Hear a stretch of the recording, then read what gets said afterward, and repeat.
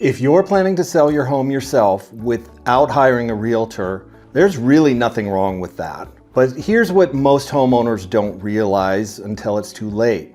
There are a few places where one small mistake can turn into a big, expensive problem. Now, I'm not here to talk you out of doing it yourself. Honestly, some people sell their homes just fine without an agent. But if you're going to go that route, you need to protect yourself, especially if the buyer is an experienced investor or they have an agent of their own. Because here's what that really means. Their agent has a fiduciary duty to protect them. They'll be advising the buyer, negotiating for the buyer, and guiding the buyer through the entire process. And no one is going to do that for you. So let's walk through the 7 critical things you've got to get right if you want to sell your home on your own without getting burned. And number 1 is pricing your home correctly. This is the foundation of everything. You probably already know my take on this. I've done a bunch of videos on it. And the bottom line is, price it wrong and you either scare off all the buyers or you can leave serious money on the table.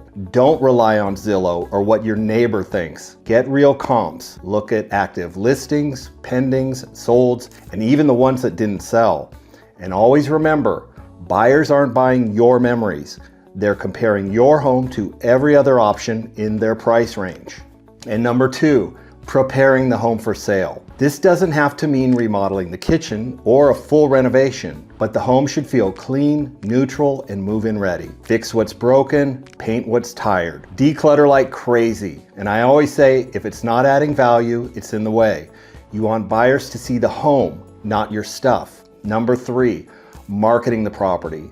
This is where most for sale by owners lose thousands of dollars. Because it's not just about throwing it up on Zillow or Facebook. You need high quality photography, a compelling property description, and a strategy to get the listing in front of as many serious buyers as possible. And unless you're licensed, you likely won't have access to the MLS, which is still the central hub where every other site pulls its data from. If no one sees your home online, no one's coming to see it in person. Number 4, proper disclosures. And this is a big one that's often overlooked. And it's one of the most common reasons sellers get sued. Here in California, disclosure laws are no joke. You're legally required to share anything that could materially affect the value or desirability of the property. If you skip something, or worse, try to hide something, you could be dealing with a lawsuit even after the home is sold. So take this seriously, disclose everything, even if you think it's minor. And if you're not sure what to include, I've got a separate video on that, and you should absolutely check it out. Number 5, contracts and negotiation.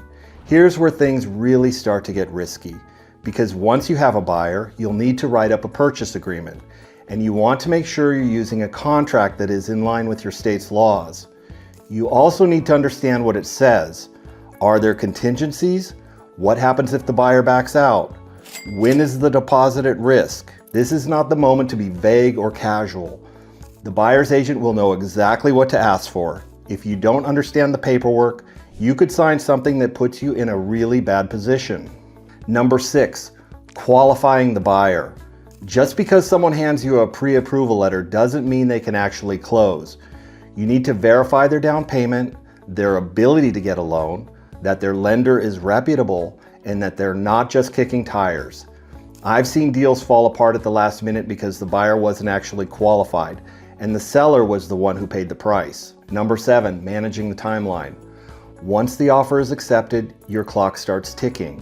You'll have contingencies to track, inspections to schedule, escrow to coordinate, and dozens of little details that need to happen in a specific order.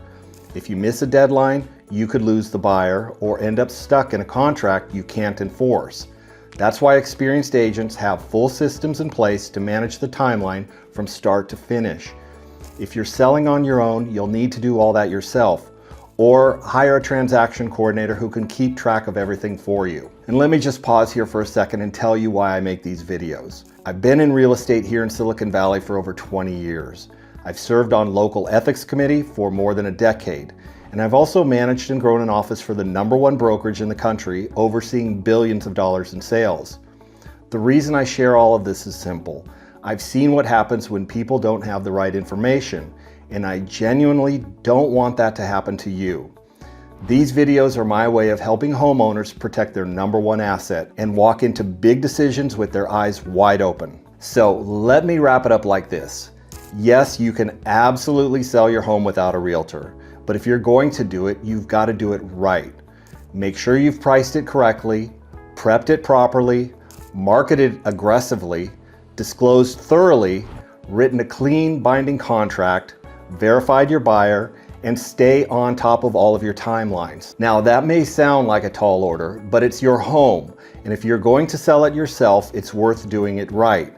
And if you ever want a second set of eyes on your plan before you go live, or if you just want my free seller checklist that outlines all of this in plain English, shoot me a quick message. No pressure, just happy to help, and I'll see you in the next video. Hey guys, for more content similar to this, smash that like and subscribe button, and we'll see you next time.